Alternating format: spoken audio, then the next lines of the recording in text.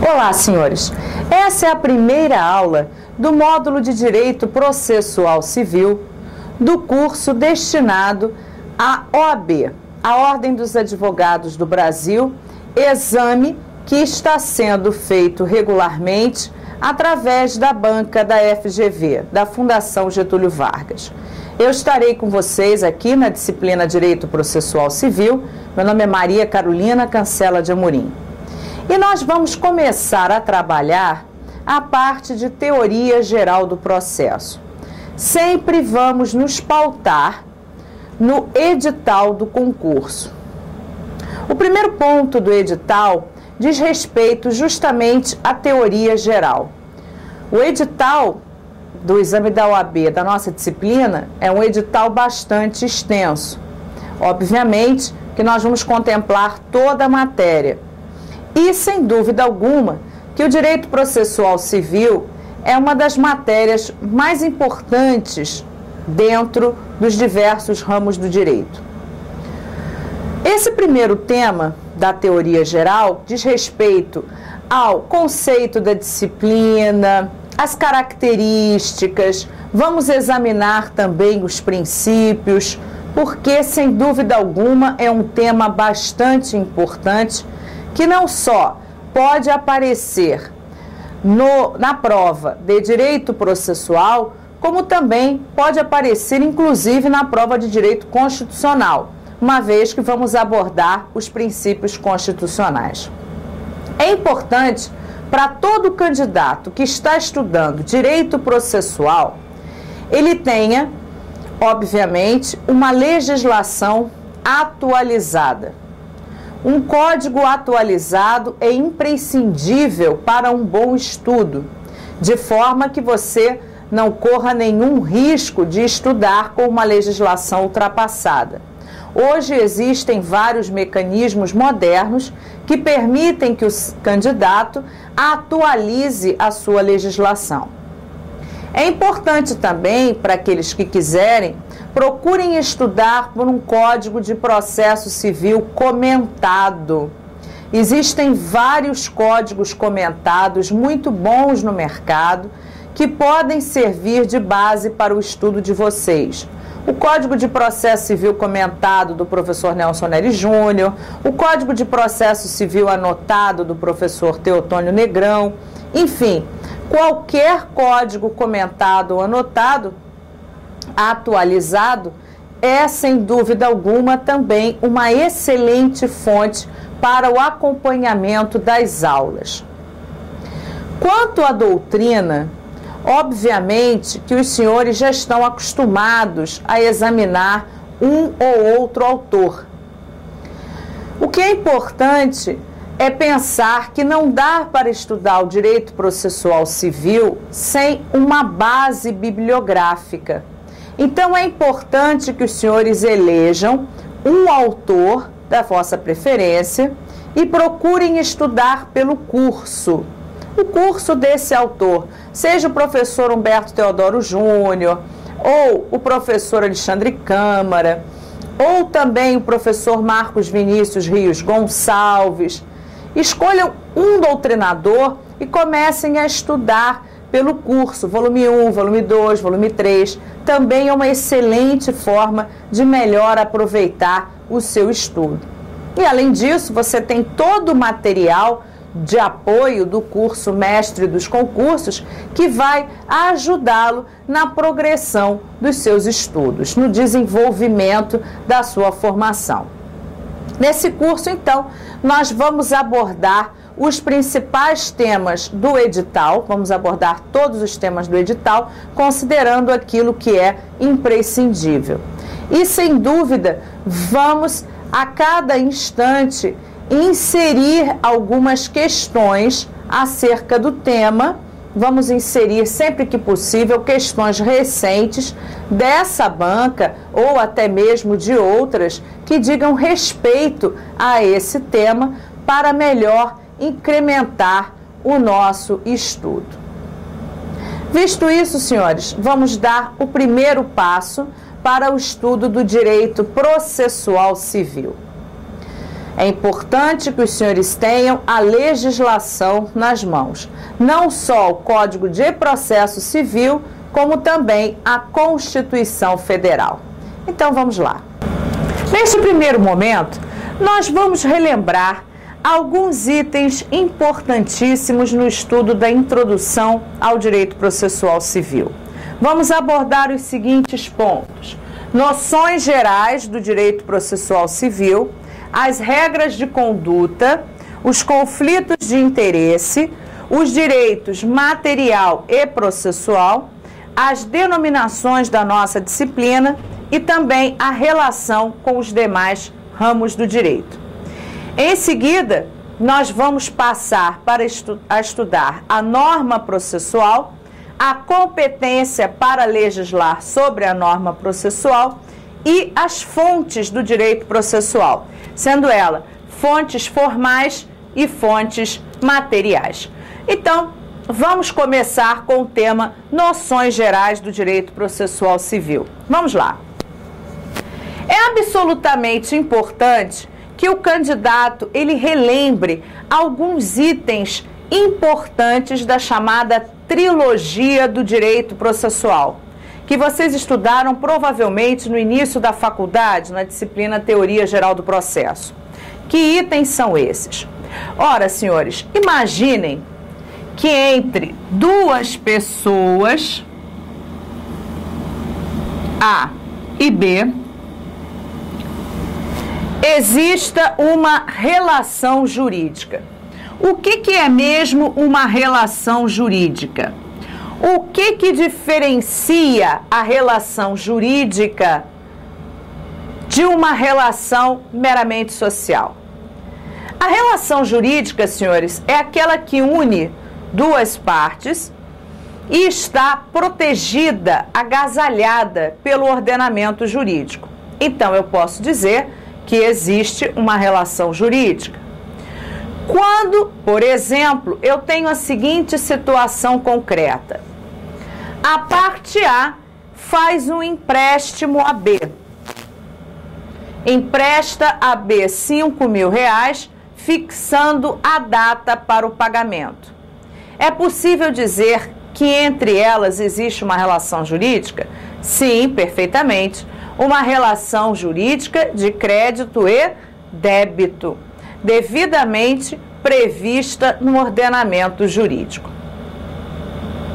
Ocorre que, a partir dessa situação, pode surgir, num determinado momento, um conflito de interesses.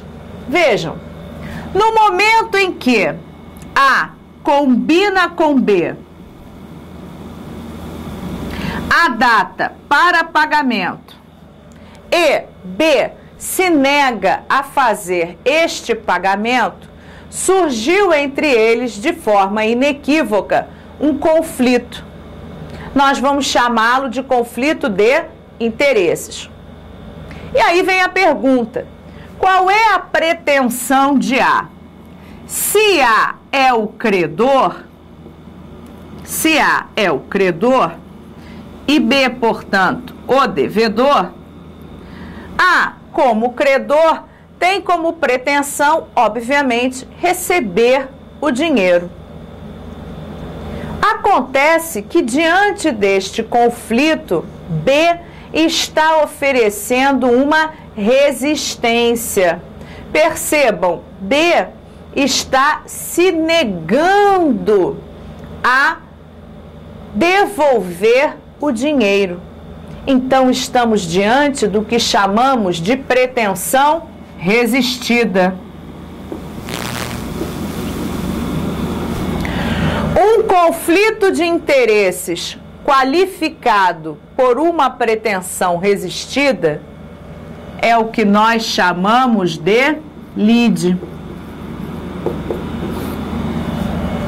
É o que chamamos de lide. Ora, senhores, diante de uma lide, a orientação que devemos dar à parte é a seguinte: diante de uma lide, como resolver aquela situação? Caso esta situação não possa ser resolvida mediante os instrumentos alternativos de acesso à justiça que nós conhecemos, como a conciliação, a mediação ou a arbitragem, resta, portanto, para o autor, que é justamente o credor, promover, exercer o que chamamos de direito de ação. O A vai promover o seu direito de ação, que nós vamos entender como um direito subjetivo da parte de provocar o Estado juiz para o exercício da atividade jurisdicional pelo Estado. Vejam, senhores, é um direito subjetivo da parte. E por que isso? Ora, é um direito subjetivo da parte porque ninguém está obrigado a demandar. A poderia simplesmente perdoar a dívida e nada fazer, mas A pretende promover, exercer o seu direito de ação. Quando A exerce o seu direito subjetivo de ação, ele provoca o Estado juiz.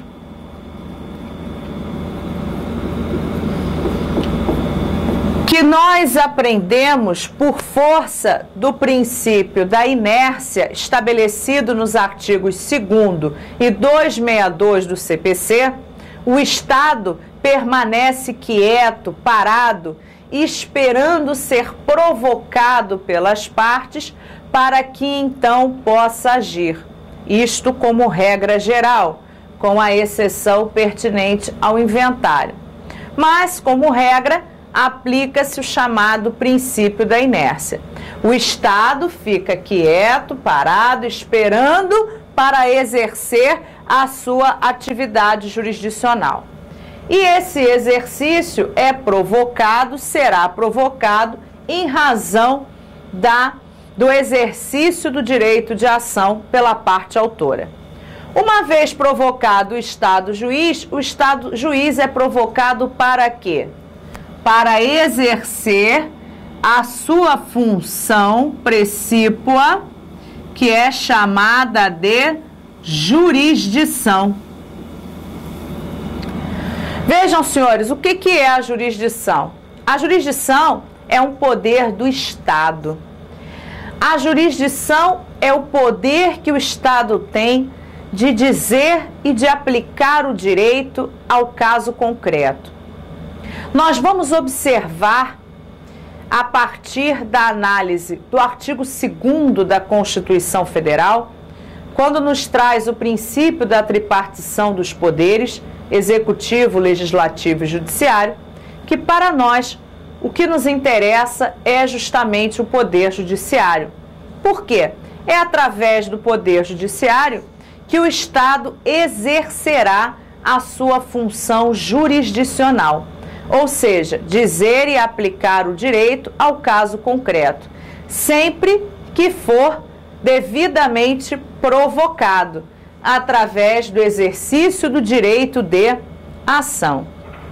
E essa atividade jurisdicional do Estado é exercida, por sua vez, através do processo.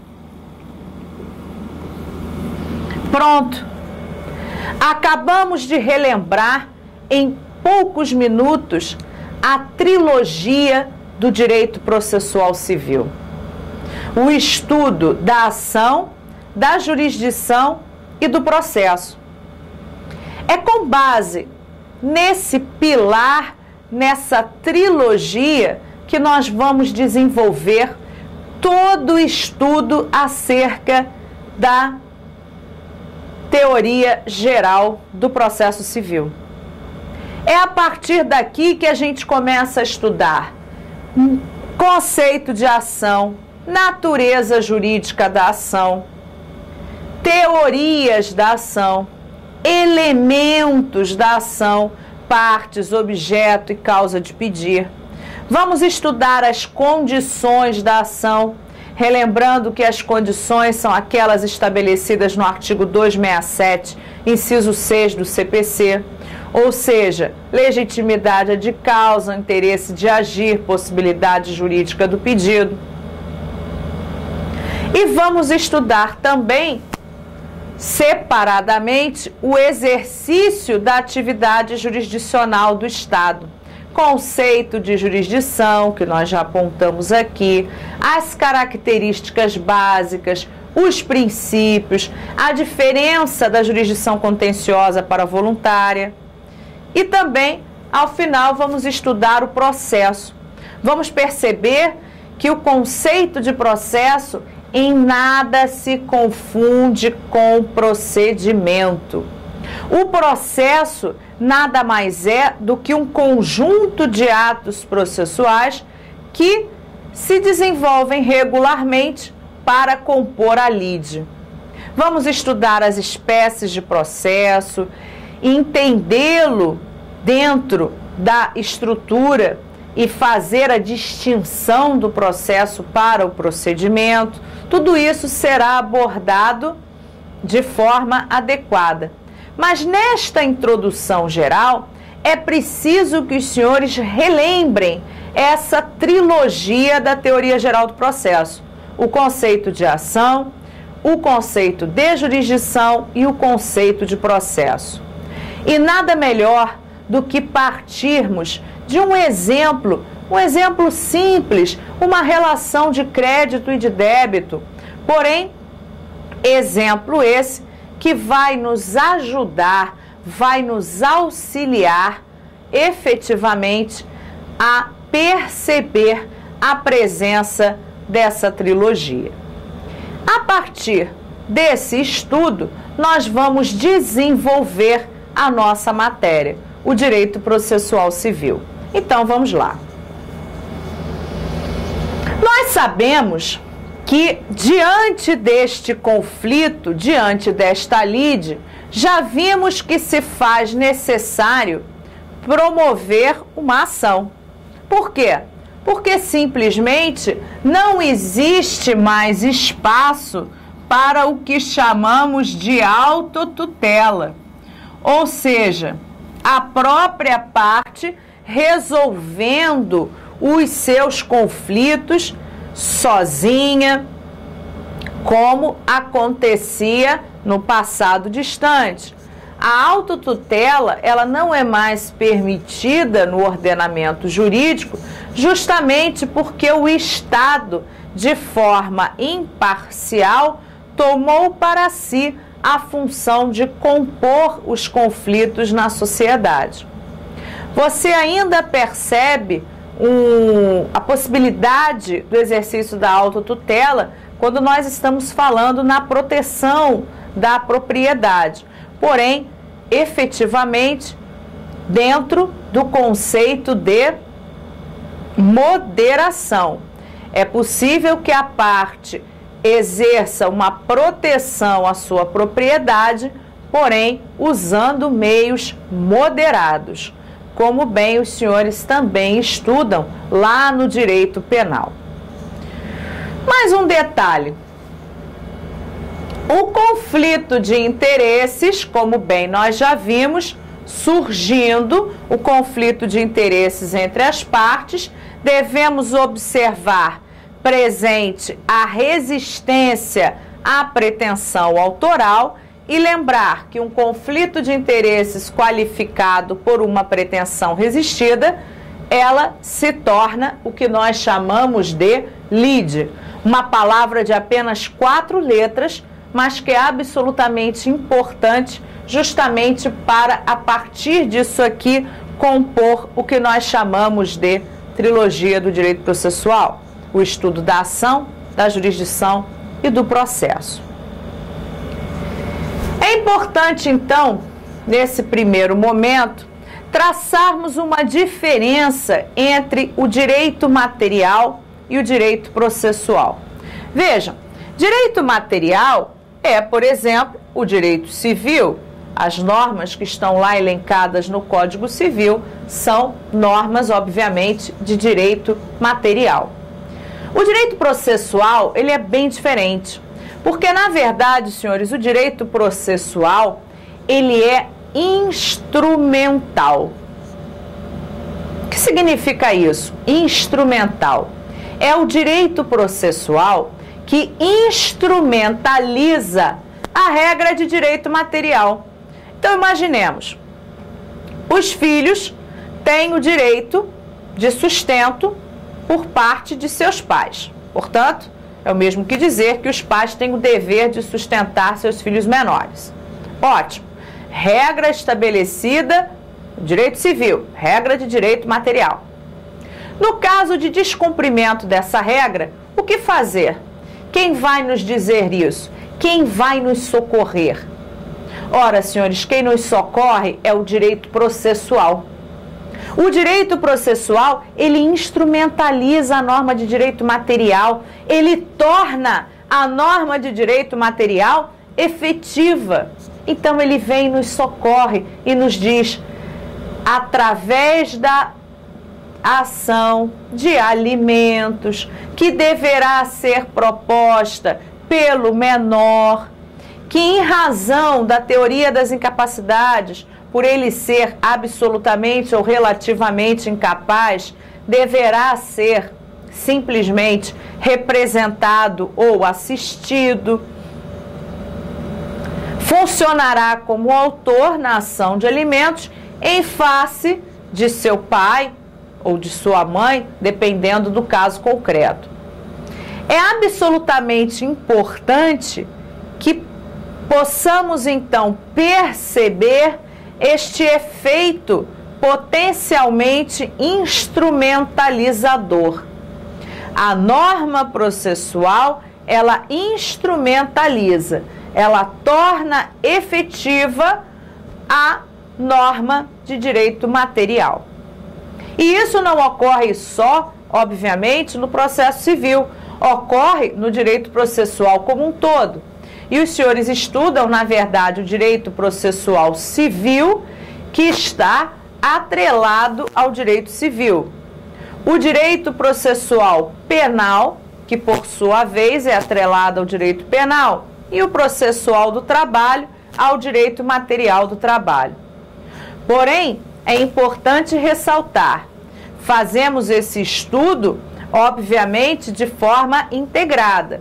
Porém, deve-se ressaltar, o direito processual é um ramo da ciência autônoma. O direito processual civil é um ramo autônomo do direito, bem como é o direito processual penal. Porque existem normas próprias. A nossa disciplina, por exemplo, está bem regulamentada no Código de Processo Civil e na legislação extravagante que, porventura, contenha normas de cunho processual. Mas é, sem dúvida alguma, uma disciplina autônoma. Muito bem, vamos então prosseguir. Denominação da nossa disciplina. A nossa disciplina, ela tem como denominação atual direito processual. No nosso caso aqui, processual civil. Porém, senhores, nem sempre foi assim. Antigamente, a nossa disciplina era chamada de direito judiciário. Porém, esse nome foi considerado ultrapassado, porque a denominação direito judiciário passava uma falsa ideia que a nossa matéria apenas estudava organização do poder judiciário, o que não é verdade. Razão pela qual hoje nós adotamos a nomenclatura direito processual civil. Nosso caso, processual civil. Agora, futuramente, é possível que passemos a chamá-la de direito jurisdicional. E por que direito jurisdicional? Porque a nossa matéria, o direito processual civil, é o ramo da ciência jurídica que regula a função jurisdicional do Estado. Então, o conceito da nossa disciplina é ramo da ciência jurídica que regula a função jurisdicional do Estado. Daí porque não seria de espantar que a nossa disciplina passasse a se chamar direito jurisdicional. Nenhum problema nisso. É possível que futuramente passemos então a adotar esta denominação.